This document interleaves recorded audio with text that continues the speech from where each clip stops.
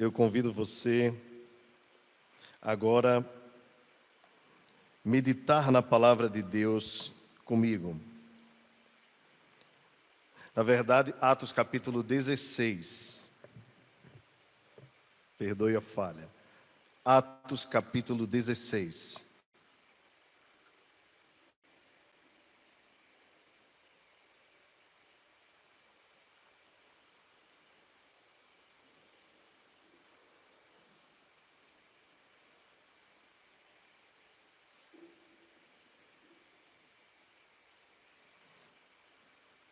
Enquanto você abre a sua Bíblia, no livro de Atos, no capítulo 16,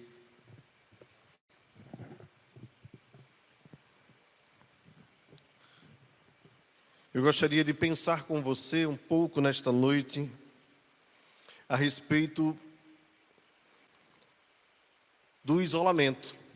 Talvez você já diga assim no seu coração: estou cansado de ouvir sobre isso. E eu diria para você, eu também. Mas por que eu estou puxando esse assunto logo na introdução do sermão, sendo um assunto tão inconveniente? Porque se você liga a televisão, é coronavírus o tempo todo. Se você liga o rádio, o jornal, e até mesmo todas as vezes que as pessoas têm feito lives, têm falado sobre ele, então o assunto não sai da nossa mente. Agora as pessoas usando máscaras direto, então nós ficamos automaticamente sendo lembrados de que existe um vírus e que a gente precisa de alguma forma se cuidar. Você sabe que o isolamento, embora este seja provocado por um vírus, o Covid-19, o isolamento não é algo incomum de acontecer. Algumas pessoas talvez já ficaram isoladas por conta de uma enfermidade. Talvez algumas pessoas já ficaram internadas em alguma UTI ou em algum hospital num quarto e passaram algum tempo isoladas sozinhas. Há pessoas que já foram sequestradas, por exemplo, e ficaram num cárcere isoladas.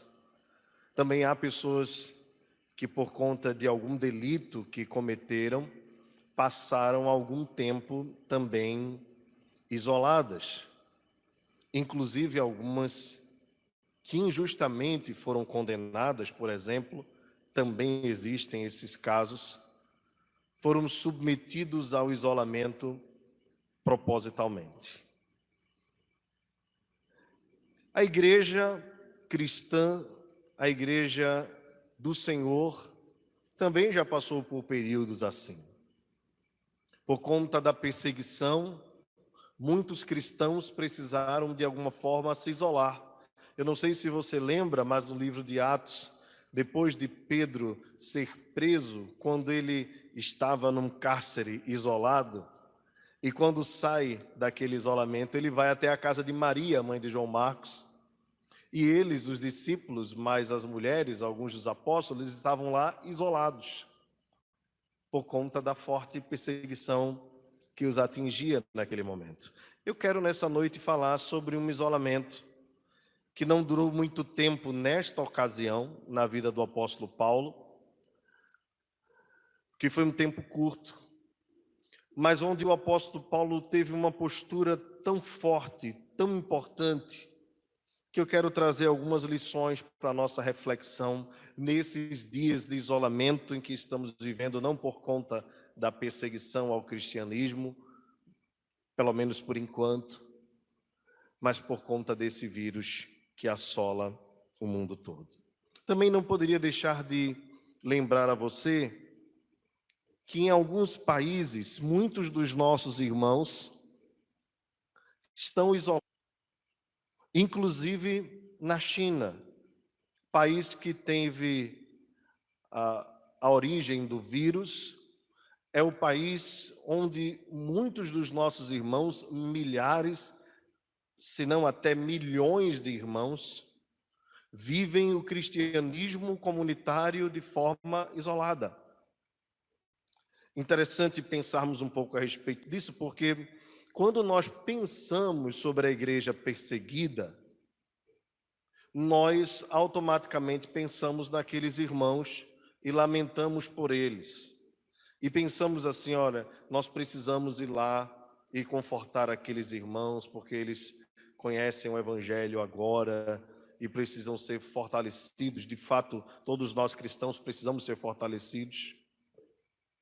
Mas eu queria lembrar a você que, na verdade, o cristianismo não é uma origem nossa, ocidental, muito menos latino-americana.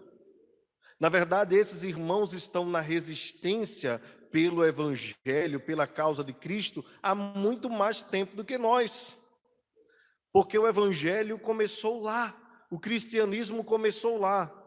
Estão firmes e fortes no Senhor e não têm a mesma proeminência, a mesma fama que algumas igrejas, por exemplo, aqui no Brasil, nem nos Estados Unidos. Então, esses irmãos, historicamente, têm e para o crescimento espiritual, porque, a despeito da perseguição que eles sofrem, a despeito das famílias sequestradas, de muitas pessoas mortas, pela causa do Evangelho, essa igreja não deixa de crescer. Como diria um pai da igreja, que o sangue dos mártires é a semente da igreja.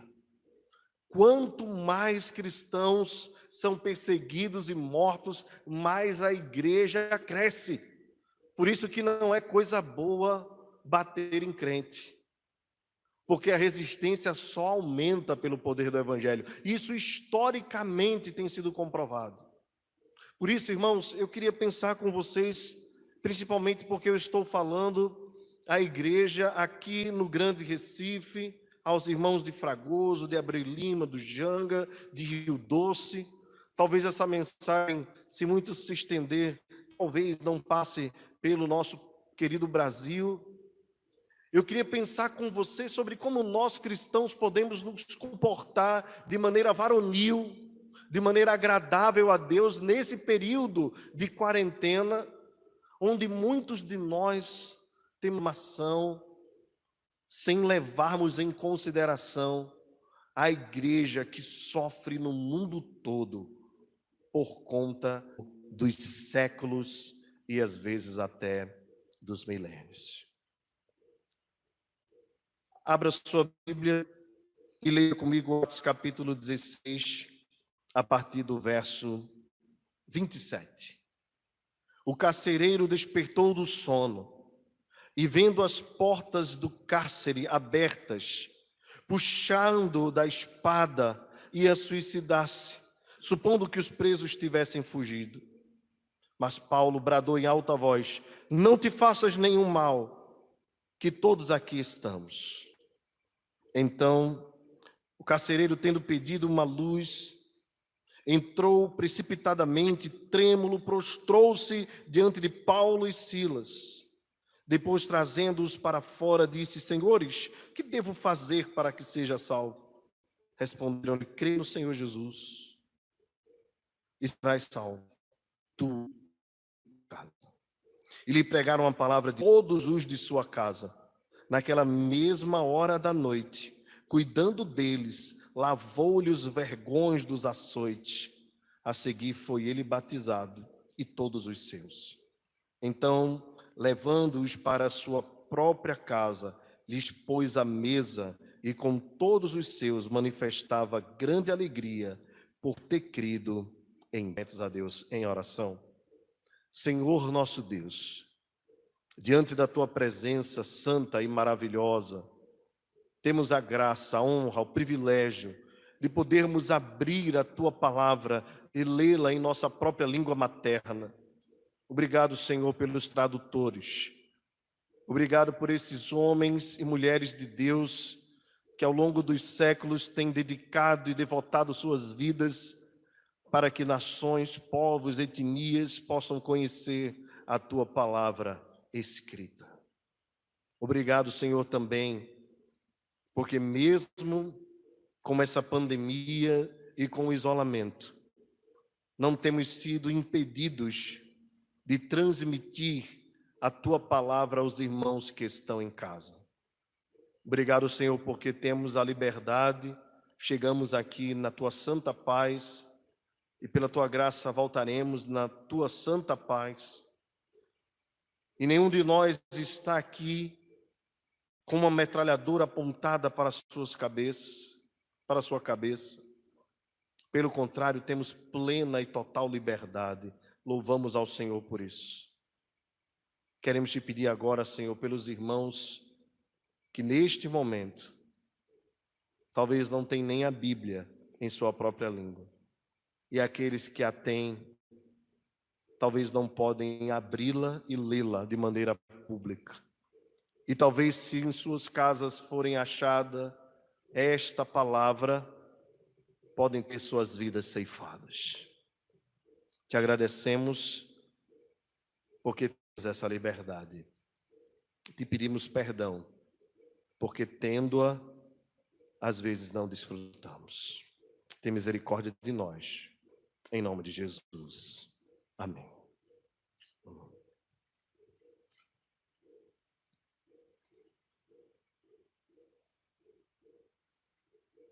Queridos irmãos, o livro de Atos foi escrito por Lucas. Lucas era um médico e historiador que preservou passagens maravilhosas a respeito de Jesus no seu primeiro livro e a respeito da igreja de Jesus no seu segundo livro. Ele era um homem muito querido no meio da igreja, um evangelista de muita habilidade técnica, mas também foi um homem que vivenciou a história da igreja, viajando com o apóstolo Paulo na sua segunda viagem missionária na região da Europa, Acaia e Macedônia. Lucas então registra este livro dedicando a quem ele chama de Teófilo, ou excelentíssimo Teófilo, a fim de que Teófilo, assim como no primeiro livro, o Evangelho, pudesse conhecer a respeito das coisas que Jesus fez, nesse segundo livro ele continuasse a conhecer as coisas que Jesus fez por intermédio dos apóstolos. Portanto, o livro de Atos, podemos assim dizer, é a continuação do Evangelho de Lucas. Agora mostrando como Cristo vai cumprir o seu propósito, visto que no Evangelho, enquanto estava aqui, o Senhor Jesus focou em Israel, agora ele disse aos discípulos: vocês receberam poder para ir pelo Espírito Santo a anunciar o Evangelho a todos os povos e a todas as nações. Bem, nós não vamos fazer um resumo do livro, porque tomaríamos muito tempo para isso, mas gostaria de lembrar aos irmãos que a igreja, passando por forte perseguição, teve talvez no seu ápice de perseguição nos primeiros momentos, a investida forte de um homem chamado Saulo de Tarso. Esse homem, sendo fariseu dos fariseus, um homem muito importante na religião farisaica, tinha carta de autorização nas mãos para prender e encerrar irmãos no cárcere. E quando viajava para Damasco com esse propósito, o Senhor o encontrou e o fez literalmente cair do cavalo, de maneira que ele viu uma grande luz e ouviu uma voz dizendo: Saulo, Saulo, por que me persegues? Este homem, pouco tempo atrás, havia consentido na primeira morte de um discípulo do Senhor, chamado Estevão. Saulo então vai para a região da Arábia, depois de ter os seus olhos abertos por Ananias, passa ali algum tempo, porque Deus havia dito por meio de Ananias: eu mostrarei o quanto lhe importa sofrer pelo meu nome. Paulo então passa um tempo sozinho e depois volta, e nós o encontramos na igreja de Antioquia, já no capítulo 13. A Bíblia diz naquele capítulo que havia profetas e mestres na igreja de Antioquia, e sai citando cada um deles, entre eles Saulo e Barnabé. o qual Saulo foi citado por último no texto, mostrando que ele era importante, mas que os outros também eram importantes para a vida da igreja. A narrativa de Lucas tinha esse propósito de fazer com que se percebesse que aos poucos o apóstolo Paulo foi crescendo no meio da igreja e se tornando alguém de muita importância. O Espírito, então, enquanto eles jejuavam, oravam e cantavam louvores a Deus, o Espírito disse: separai para mim Barnabé e Saulo para uma obra que eu tenho chamado. Ali, então, a igreja abençoa a vida daqueles homens, os enviam para cumprir a vocação, o chamado do Senhor. Esses dois irmãos, Saulo e Barnabé, vão primeiramente para a região da Ásia Menor, aquela que nós chamamos a primeira viagem missionária, e passam por grandes cidades e cidades importantes, como a cidade de Chipre, que era a cidade natal de Barnabé, a cidade de Derbe, Listra e outras, até chegarem à principal cidade da Ásia Menor, considerada a capital, a grande cidade de Éfeso, onde Deus fez maravilhas e houve grandes conversões naquela cidade. O apóstolo Paulo, então, junto com Barnabé, voltam para a região de Antioquia. E ali, depois de terem contado tudo o que o Senhor havia feito, aliás, voltando para Jerusalém, contando tudo o que o Senhor havia feito, passado um tempo, o Senhor então os levanta novamente, mas agora não mais Paulo e Barnabé, mas agora Paulo e Silas. E eles tinham um firme propósito de voltar àquelas cidades para fortalecer aqueles irmãos. E o Senhor os impede de fazer isso. De maneira que agora o Espírito os conduz para uma região importante, a região da Acaia e da Macedônia, conhecida por nós hoje como Europa. Entre aquelas cidades, a mais importante, ou uma das mais importantes que eles chegam é a cidade de Filipos.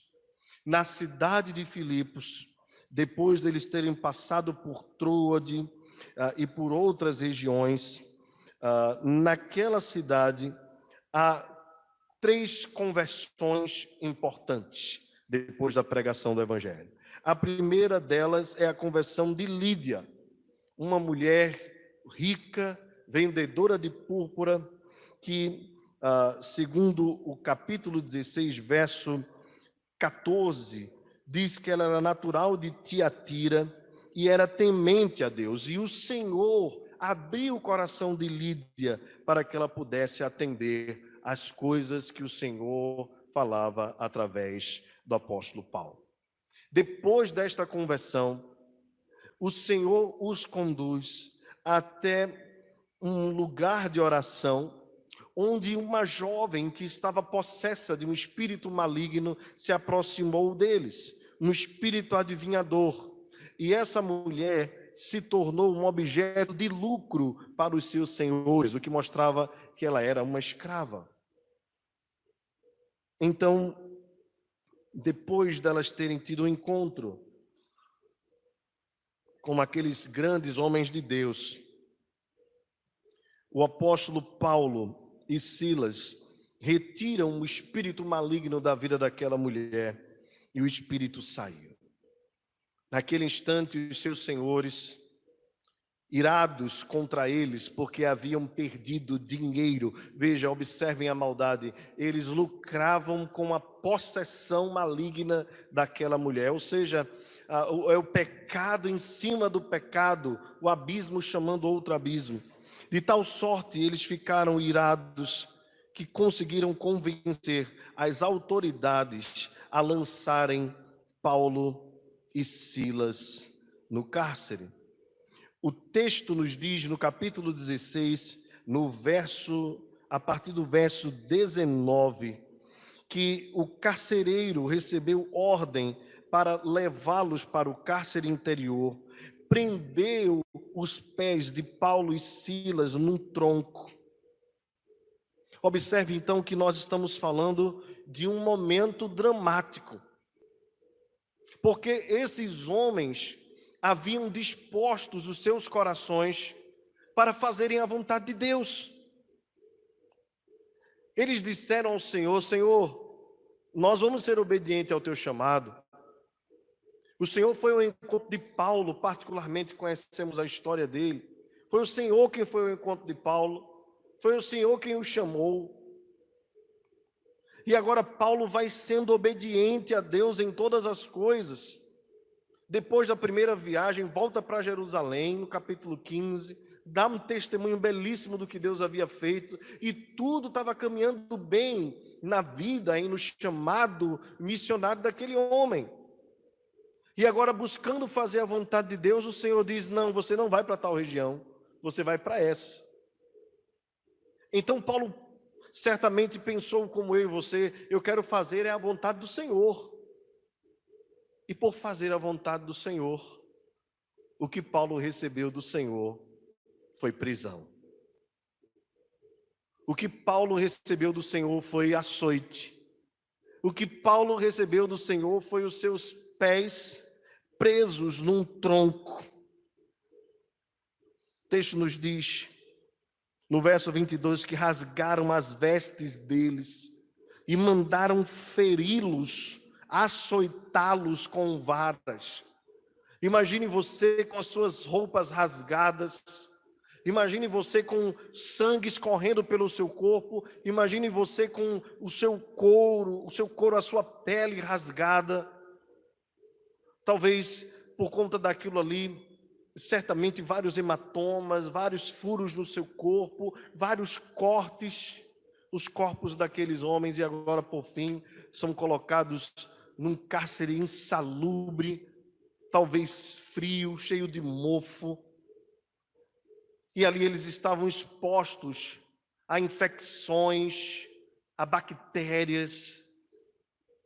Os seus pés presos a um tronco, certamente aquilo ali estava muito sujo.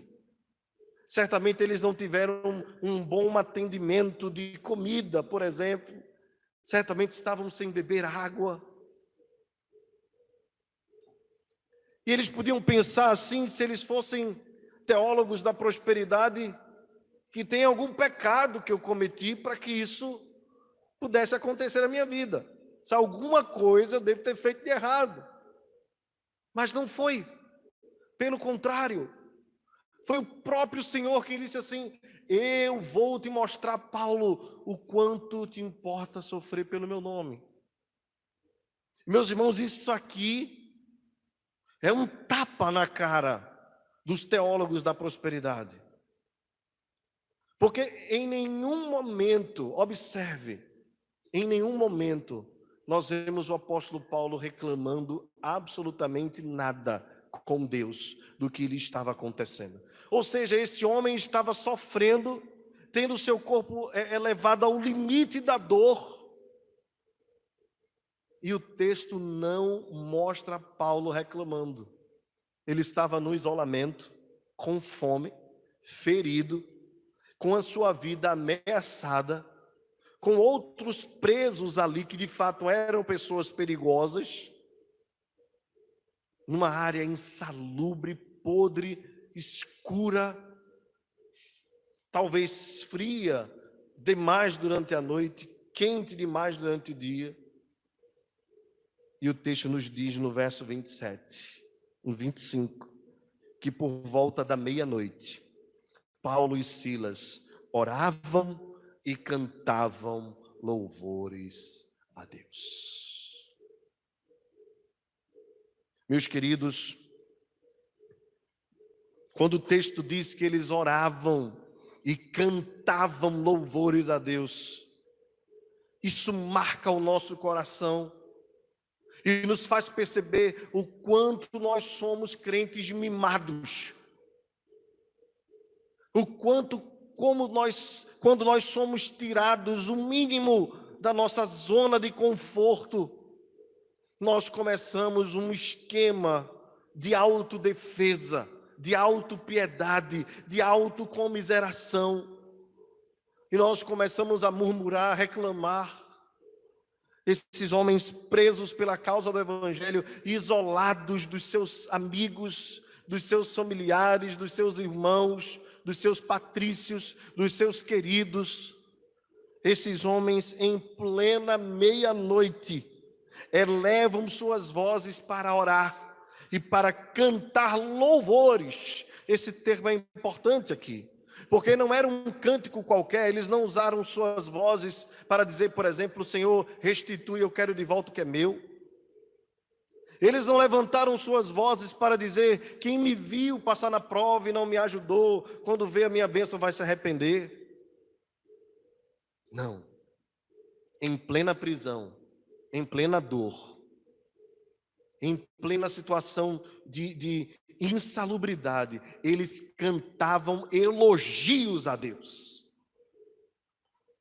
Eles estavam dizendo assim, Senhor, Tu és bom, a Tua misericórdia é para sempre. Senhor, grandiosíssima é a Tua fidelidade, presos com seus pés aos troncos, tendo seus corpos rasgados e sangrando, talvez ratos passando por ali, baratas. Eles estavam dizendo assim, Deus, Tu és fiel, Tu és maravilhoso, Tu és tremendo. E não era algo da boca para fora, era fruto de lábios de quem ama o Senhor, de quem adora o Senhor, de quem tem o Senhor por alta estima. Esses homens, nos momentos de isolamento, de crise, de dor, de sofrimento, sendo acumuladas aí angústias infernais, com os seus corpos sendo expostos a tudo que é terrível, esses homens disseram, Deus é tremendo, Deus é maravilhoso, Deus é muito bom. E nós, queridos irmãos, quando olhamos para esse texto, nós nos perguntamos assim, em que nível está a nossa espiritualidade? Eu falo para você que está me vendo, falo para mim ao mesmo tempo. Porque é inegável que todos nós já sentimos em algum momento algum tipo de angústia diante do que nós estamos vivendo. Eu não quero fazer comparação de dor ou de sofrimento, mas eu quero levar o seu pensamento a meditar que nível de espiritualidade você tem vivido. Ora, nós estamos apenas em casa. Graças a Deus o Senhor tem providenciado o alimento, não tem faltado. Temos recebido até alguns benefícios do Estado. Bem, esses homens estão desprovidos de tudo. Paulo e Silas, numa cidade, numa região totalmente distante, vivendo tudo o que estavam vivendo, sem um telefone para ligar para ninguém, sem poder ser acudido por ninguém, mas Deus não os abandonou. Por isso eles oram e cantam louvores a Deus durante o isolamento que estavam vivendo. Meus irmãos, sabe qual é a diferença gritante que o meu coração lamenta nesses dias? É que enquanto Paulo e Silas isolados cantam louvores a Deus e oram, muitos crentes estão assistindo live de sertanejo, live de pagodeiro. Parece que não consegue atentar para o que está acontecendo no mundo. Deus está nos disciplinando. Deus está pondo a sua mão sobre nós. E nós continuamos brincando, como se nada tivesse acontecendo. Nos tornamos semelhantes às pessoas desse mundo. Não nos atentamos que é um momento ímpar em que Deus está trabalhando nos nossos corações, nas nossas mentes, dando-nos a oportunidade de sermos fortalecidos nele, por meio de uma espiritualidade sadia. Nós trocamos lives de louvores por lives de brega, lives de oração por lives de entretenimento. E depois, quando nós voltarmos às atividades normais, nós vamos dizer assim, como eu estava com saudade das coisas de Deus. Mentira! Mentira! A grande verdade é que essa quarentena tem servido para nos mostrar o quanto nós estamos vivendo uma espiritualidade medíocre. Deus, irmãos, está nos dando a oportunidade de nós nos arrependermos de fato, com pano de saco e cinza, de nós nos humilharmos na sua presença. Deus está nos dando a oportunidade de nós nos voltarmos para Ele. Ele está nos despedaçando, mas Ele é capaz de nos religar. Mas nós precisamos atender a proposta do Senhor e nos voltarmos para Ele, em arrependimento, em fé. E dizemos ao Senhor: temos pecado contra Ti, temos falhado contra Ti, temos investido o nosso tempo naquilo que é vão, naquilo que é fútil, naquilo que é desnecessário. Ah, meus irmãos, Paulo e Silas oravam e cantavam no isolamento, enquanto nós trocamos a bênção de Deus por pratos de lentilhas. Assim como fez Esaú, estamos nós no mesmo caminho. Que o Senhor promova em nosso coração arrependimento genuíno, a começar de mim. Nos faça perceber, através da sua palavra, que o tempo que nós temos é tão precioso, que nós deveríamos investir mais naquilo que nos edifica. Você acha mesmo que Deus está parando o mundo para você ter um tempo maior de entretenimento? Quer dizer, Deus fez tudo isso acontecer, mais de 40 dias, que nós estamos vivendo isso tudo, para te dar a oportunidade de você assistir uma live de sertanejo. Foi isso. Não, Deus fez tudo isso acontecer para te dar mais tempo para assistir a Netflix, porque você estava pagando muito caro. E agora você precisa zerar todas as séries. Você acha mesmo que esse é o plano de Deus? Ou você acha que nada disso que está acontecendo tem a ver com você e Deus? Deus e você? Vejam, queridos, parece que nós temos uma visão de Deus tão conveniente, aquilo que nos interessa, que enquanto a coisa não chegar a nós, parece real. Paulo e Silas oravam e cantavam louvores a Deus, e faziam com que os demais companheiros de prisão escutassem. Você está entendendo aqui? Paulo percebeu aquilo ali como uma oportunidade de exaltar a Deus, fazendo com que os presos, de fato aqueles homens tinham cometido alguma coisa para estar ali. Talvez muitos deles tivessem ali naquele momento tendo a última oportunidade de ouvir a mensagem do Senhor, porque alguns poderiam mesmo ser mortos depois. Paulo diz assim: eu vou cantar. Silas diz: eu vou cantar contigo.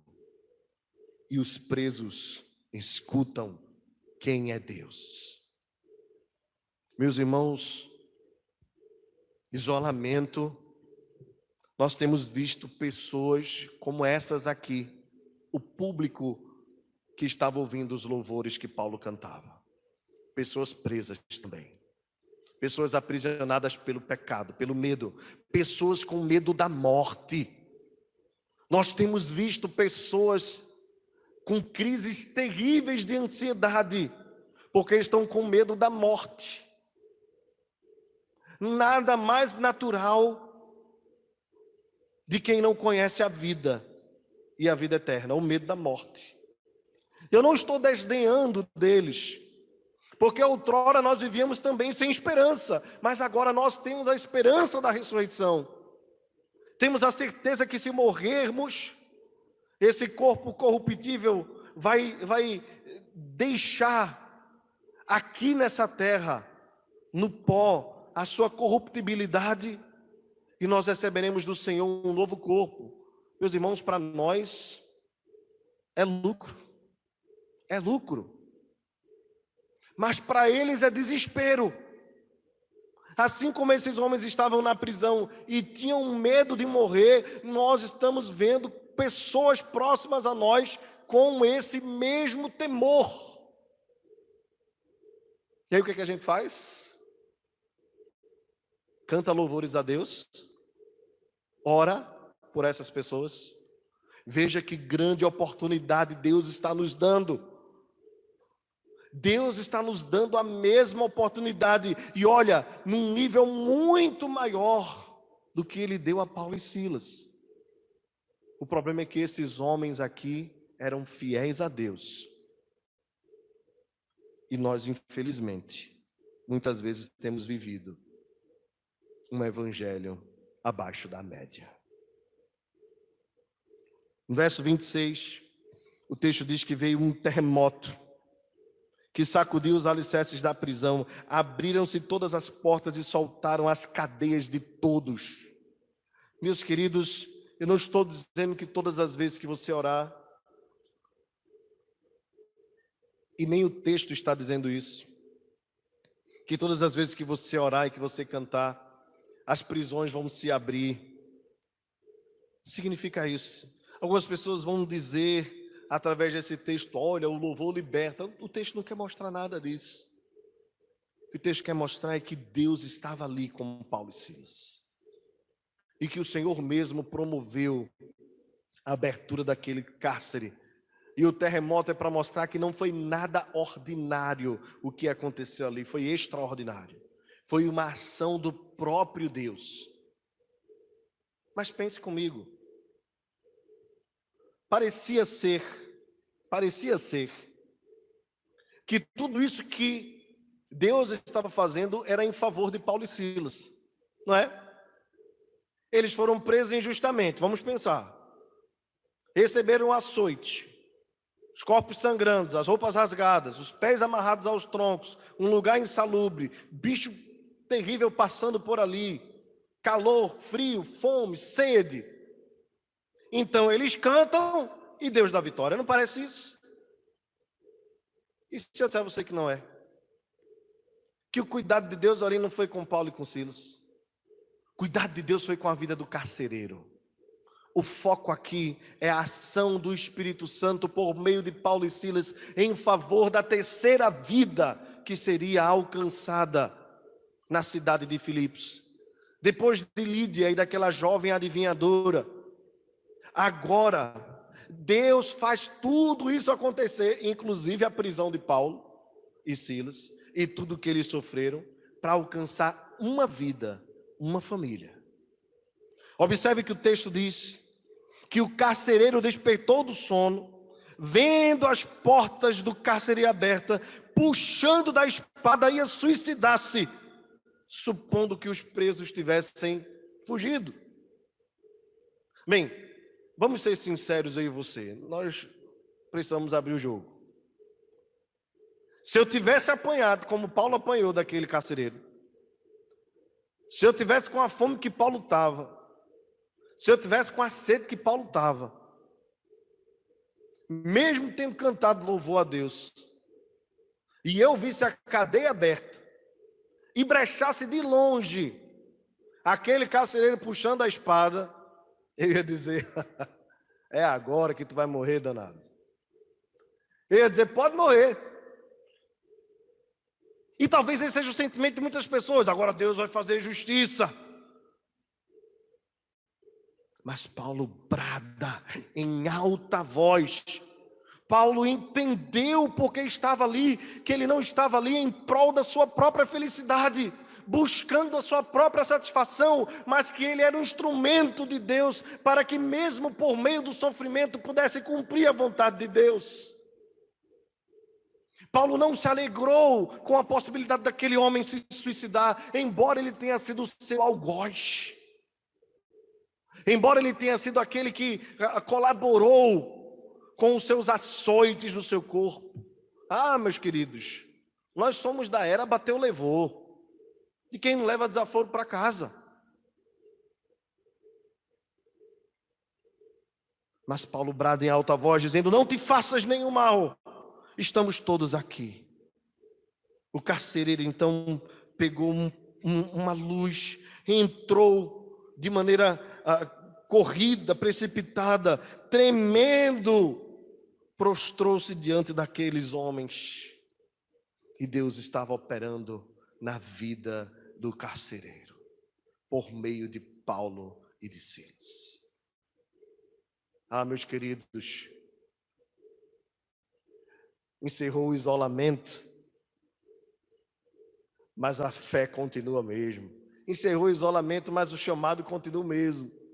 Paulo e Silas não aproveitaram a oportunidade para fugir, porque eles sabiam que Deus tinha um propósito com eles ali.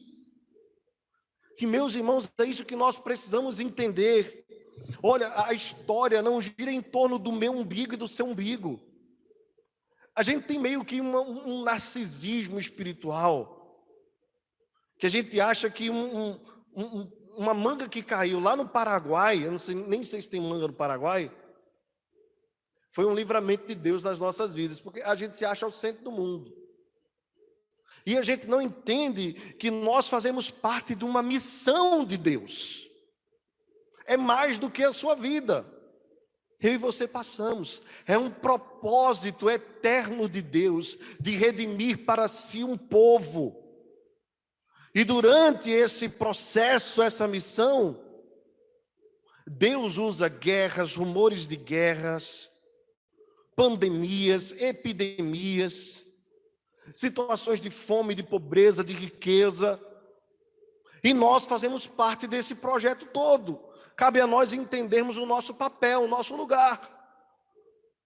Mas não é a coisa girando em torno de nós, porque a gente gosta de pegar alguns textos assim, isoladamente, e proclamá-los como se a coisa fosse assim, tudo em nosso favor, sabe? Deus, eu posso todas as coisas daquele que me fortalece, não é? E não percebe que, na verdade, eu posso até passar fome naquele que me fortalece. Foi isso que Paulo quis dizer. Pois bem, depois de trazendo-os para fora, no verso 30, o texto nos diz que o carcereiro perguntou: senhores, o que devo fazer para que seja salvo? Paulo não diz assim: cuide das minhas feridas primeiro.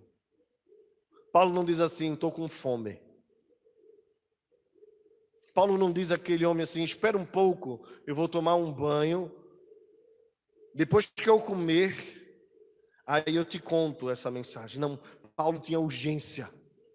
Sabe lá, queridos, o que aquele homem poderia sofrer por tudo que aconteceu na prisão? Embora ninguém tenha fugido, e essa é uma outra estratégia de Deus, bem, ele podia sofrer algum tipo de sanção, e se de repente alguém tivesse fugido, ele poderia pagar até com a sua própria vida, ou a sua própria família poderia sofrer algum tipo de punição do Estado romano. Mas Paulo, do jeito que estava, ferido, esfomeado, sofrendo, não perde tempo e urgentemente proclama: crê no Senhor Jesus, serás salvo, tu e a tua casa. Meus irmãos, a mensagem do Evangelho é urgente. Eu quero perguntar a você se você está nesse clima da urgência de Deus.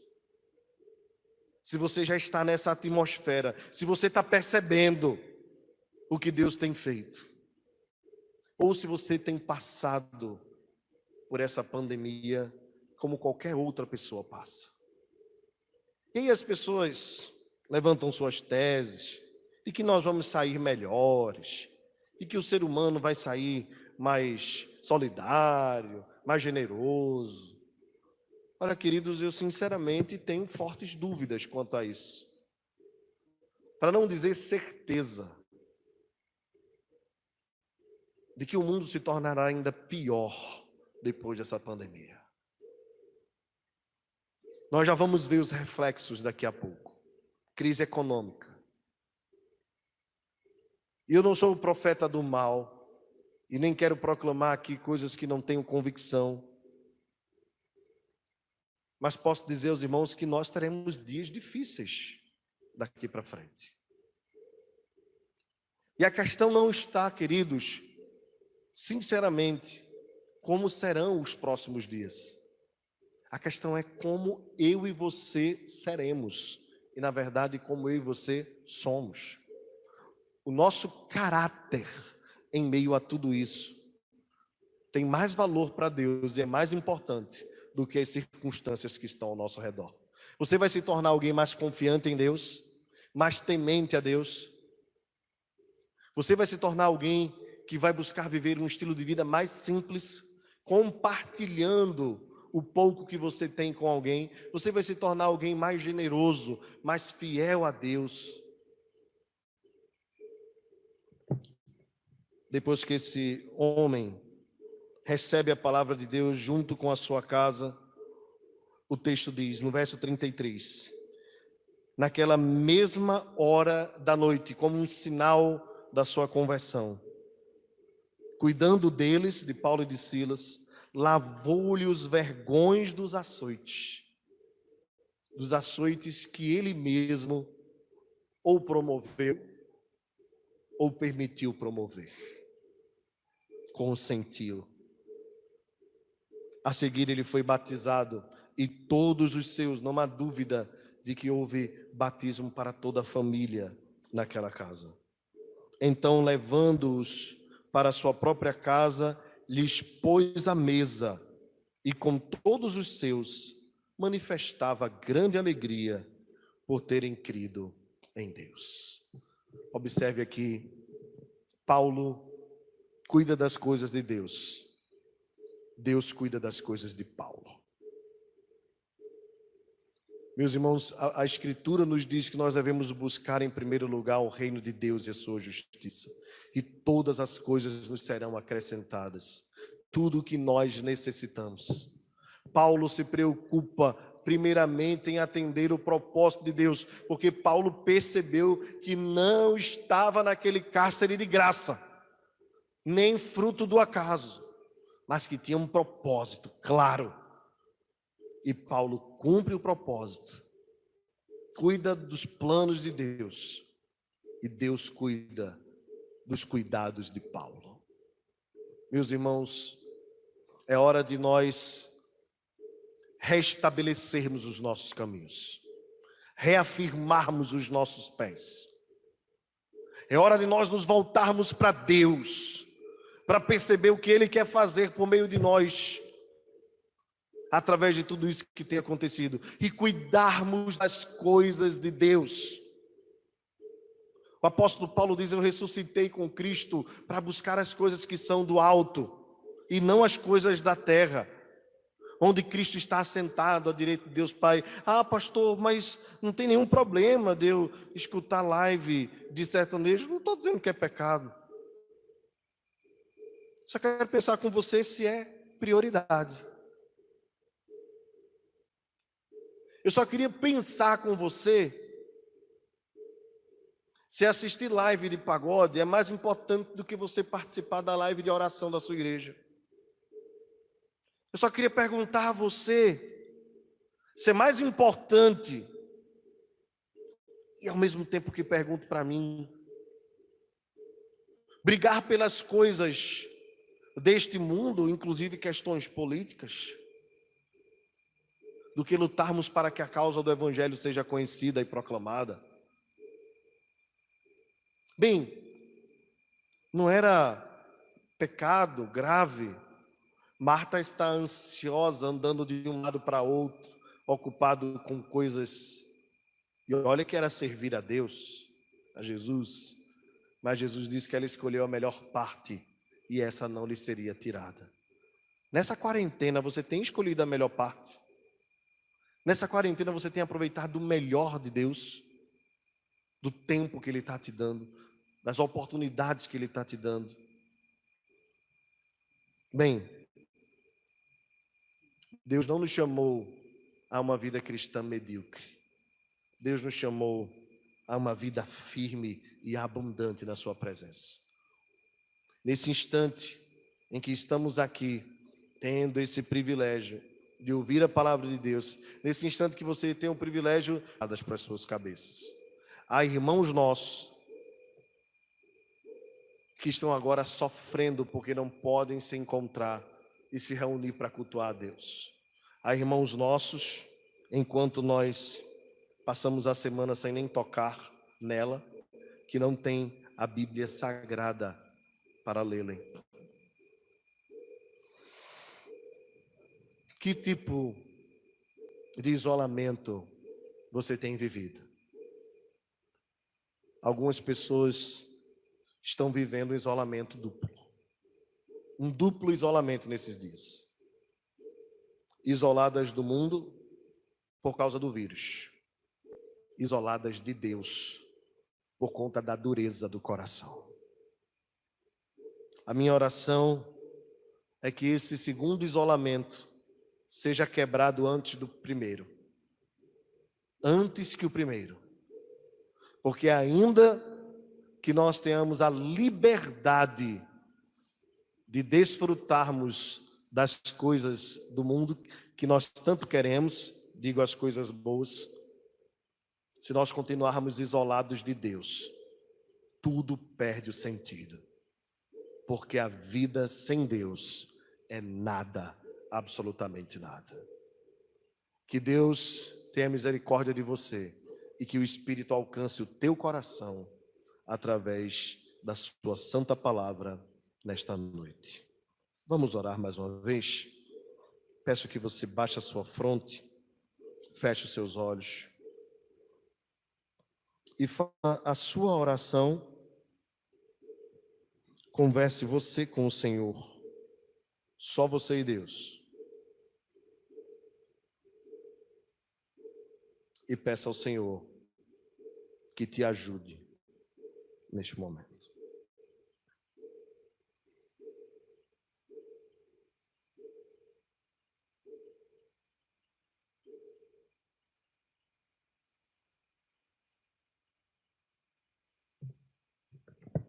Senhor querido, tem misericórdia de nós. Faz-nos entender que somos teus servos, que somos teus soldados, que somos teus agentes, teus embaixadores,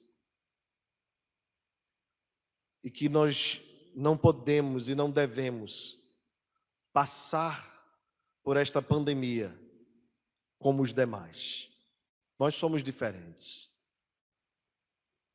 Que esse alerta nos desperte nesta noite.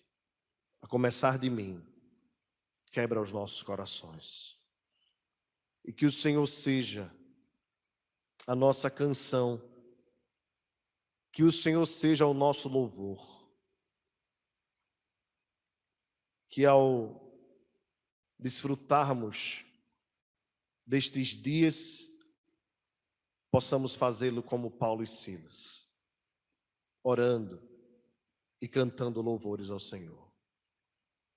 E que outras pessoas possam ouvir e que muitos venham crer no nome santo de Jesus. Amém.